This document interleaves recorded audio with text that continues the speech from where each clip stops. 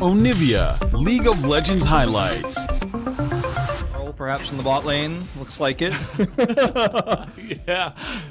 Having some rough times there in that relationship. They're facing off against each other at the bottom of this draft. Whereas, you know, with this lane priority in the bot lane, which has been non-stop in favor of T1. Good CSing by Leo, regardless, actually staying even. They're just going to be able to force this Drake into their favor. And Krako's just caught at an unfortunate timing and just back. So nothing else traded on the map, sadly. Okay, they're not done yet. They're still here. They just walk up to Effort, and he is just dead. Not respecting the fact that they could have stuck around, and they will punish, as now Krako, he's going to get Hextech ultimatums, but He's going to look for the Drake, though. Yeah, and we'll see how this one does go. Keria in position to potentially punish here. No flash for him. Nice dodge from Krako. He's got that speed that we did mention. Here comes Effort over the wall. Nice shockwave in the back, and the Rakan just dies. But here we do have a front line finally as Leo moves in. Krako also running forward. Gonna sustain a lot of damage, but now Fate looking to press the issue alongside of Leo. They're gonna pick up a double kill now for the Victor. Use it, you know. Yeah. You're just gonna get ranged down and not have a fun time. So here's Liiv SANDBOX. They're looking to make a statement. They have Shelly, and they want to dive. It's going to be a 4-on-4, it looks like, with double teleport coming in as Keria looks to engage. That's not going to be too fantastic. Great Featherstorm comes in from Teddy, but immediately Keria is going to go down. We also have the rotation now from Liiv SANDBOX. It's 5-on-3 now as Talia a bit zoned away. Nice shockwave, but here comes Summit looking to pick off one, and he will be able to take down Closer. Now in the front line, Kana desperately trying to get the follow-up engage, but won't be able to. Everyone's so low. Low health bars here on the side of Liiv SANDBOX. They want to get that engaged, but Teddy's still very healthy. Is that wall gonna knock up Leo here? He's gonna have to be the damage, but it is not enough. They're being kited down here in the little alcove, and that is gonna be the ace for T1. They play out that very precarious situation. Awesome. Historically speaking, it has been. Oh, so absolutely. So like you look at Teddy here and you go, well, you know, we can give them that first pick really well. T1 are in a great spot. I feel like Krako still hasn't done anything. Fate in a okay, well he's just dead. See you later.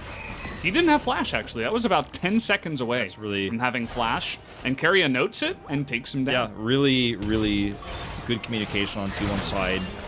You know, Closer probably the one to, you know, relay that information. Keria's got it in his mind, and they just pop it off. Okay, Weaver's wall here, a little bit odd, but there's just no way out here for Liiv SANDBOX. I think with the turret still up, I mean, small misjudgment, I think, there by T1. Turret with Victor for Fate is going to be massive. Once again, Krako's desperately trying to be relevant, and I love his effort. Yeah. Right? No pun intended, of course. Sure. I love how he's really trying to abuse the speed of Udyr and look for moments to pop forward and pop back, but so far, again, hasn't really amounted to too much. T1, they give away the Cloud Drake. They're like, okay, whatever, sure. We're going to get position here on the lanes instead and look to zone you out and take more map pressure and map control. You talked about the range issue, and you know, with Victor on the on the Drake and with Liiv SANDBOX completely grouped up there, there's not a way to really collapse in here into the lane. Whereas T1, I feel like we're taking a, if they decided to contest that, they would have been taking a pretty big risk positionally versus the Victor, right? And the setup that Liiv SANDBOX had, Krako's positioning there as well towards the Drake. So instead of just trying to take what could be a suboptimal fight over a Drake that's not as consequential as some other potential Drake types, they went to lane, and Krako again.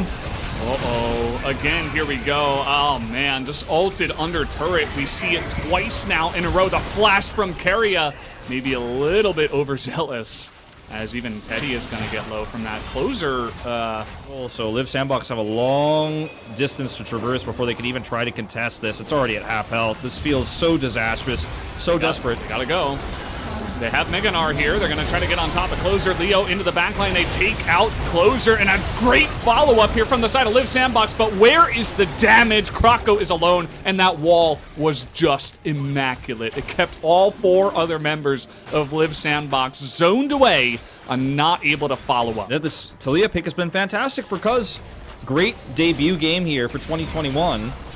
He's had so many great moments. His timing, even his level 6 gank that didn't initially result in the kill, everything he's done on this Taliyah pick has been so perfect, and I don't think that Liiv SANDBOX will leave that one open again, even on blue side as we see the engage once again. Okay, nice knock up here from Effort, but again, it's just going to amount to the 1 kill going the way of Fate. Some low health bars here on the side of T1, but they're still going deep as they look to take out Summit, and they finally do, but a lot of low health bars still as Fate is going to get engaged upon Effort, desperately trying to help him out, but will eventually go down. Will Fate. Krako for the follow-up here. T1 are not backing down as Kana is just going to be taken out. He gives that kill over to Leo, and the teleport coming in from Closer. You're not a god at this moment. You're not untouchable. Well, we're going to have Hex Flash over the wall. The follow-up here on a Krako and Summit. They both just look absolutely doomed. Krako is on the run, but, I mean, he's got so many people after him here. He's a fast boy, but can he get actually out of this one? Nope. Not going to be able to dodge that ability, so 2 kills for nothing. T1. Yeah, Kana is 6-1 and 3 at this point. He's just caught so many different people alone in the side lanes, and this is just no exception as Marco's kind of, you know, running it down a little bit there. It feels like this is really the beginning of the end here. T1 going to grab an inhibitor, and the second one is free for the taking. Unfortunately, Liiv SANDBOX just don't have the tools to deal with this 3v5, and down it goes, and, you know, they can't end here with the respawns coming up in just a moment, but Elder Drake, or there's a Baron available, is, okay, Kana. All right, well, not sure what Kana was doing in there, but he will be punished for his transgressions.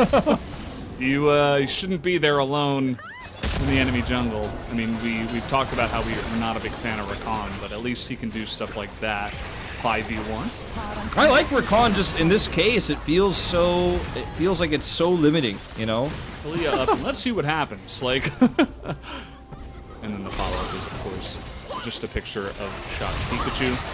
As they're looking to push in here on the last remaining inhibitor. We'll see if Liiv SANDBOX can get any kind of defense going. They do have almost Mega Gnar, I suppose, but insanely fed carries on the side of T1. Yeah, it's going to have to be Krako trying to lead the charge. All right, well, he's trying to get a couple of stuns, and Keria is going to get isolated here just a bit. Mega Gnar does come out. Krako, though, immediately going to be blown up by a nice shockwave. In goes Summit, a gigantic engage, actually, trying to get on top of Closer, but at the end of the day, Teddy just does way too much damage. Keria says, here, you guys deserve a treat. I'll be generous. Gives his life away. And T1, against Kai'Sa, they might actually consider not going in here. They were moving out. They have so many minions, Kai'Sa though. and Victor. Yeah. I think they could commit, although they have to be decisive. They can't just sit here and eat deathly. They're just going to have to back out now. They definitely wanted to at least get the next... Victor's getting a kill here. Fate's not done with this. A little bit of indecisiveness. Yeah, well, they get neither the Nexus turret, nor do they get... Well, with T1 respawning, they're just going to head straight to Baron and look for the fight. They clear pretty quickly, right, with the Victor. Liiv SANDBOX, they're not just going to clear vision. They're actually going to commit to this. Victor's just going to stay back to defend.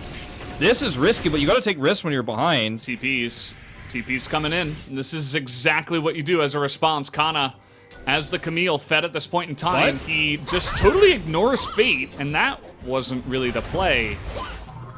As he thought he was a bit stronger than he actually was, I suppose. Keria going to move in here. That shockwave gets nobody. Baron does go the way of Liiv SANDBOX. Now they're going to get on top of Closer here, as this game a bit more messy than it had to be. As Kana's going to go down, we have the TPs coming in here from Liiv SANDBOX. The minions are pushing down that Nexus turret. Or you're just going to have your base pushed. So make a decision. They're going to go here for the Baron. The wall is going to come down, but that kind of keeps everybody inside Liiv SANDBOX safe for now. They're like, okay, thank you for the wall. That's very nice of you. We're going to take down this Baron. For us, Udyr is going to get that, but they're just going to try to stop the back. Keria going in, trying to get on top of Leo, but we have triple back on the left side, and they should be able to stop this, but the Kai'Sa is going to go down. Effort desperately trying to save his AD carry here, but that is not going to happen. So 2 members of Liiv SANDBOX now are down, and we'll see if they can defend even with the Baron. I mean, this is a game of chess that T1 won. Okay, you send half your team back. We're going to delay the other half, and then we're going to beat them in a 4v2 fight. Then what are you going to do? You got 3 back. You defended your base, but how are you going to defend against 5 members of T1 now, even with Baron buff? This should be over. Oh, boy. Trying to get on top of Krako here. It's protect the president. Fate needs to survive and clear the waves, but I don't know if he has that. He's going to stopwatch, and he is just probably going to go down. He's going to zap one, though, and stays alive for an incredibly long amount of time. How is this guy still alive? It doesn't matter, though, because Teddy is still as well. And Fate has bought a lot of time, but Teddy, it looks like he just wants to auto down this Nexus. Krako being a pest here on the left side, but he's going to go down as well. Double kill now to Teddy, as he will just be able to auto down that Nexus just barely. Actually dies right at the end, but man,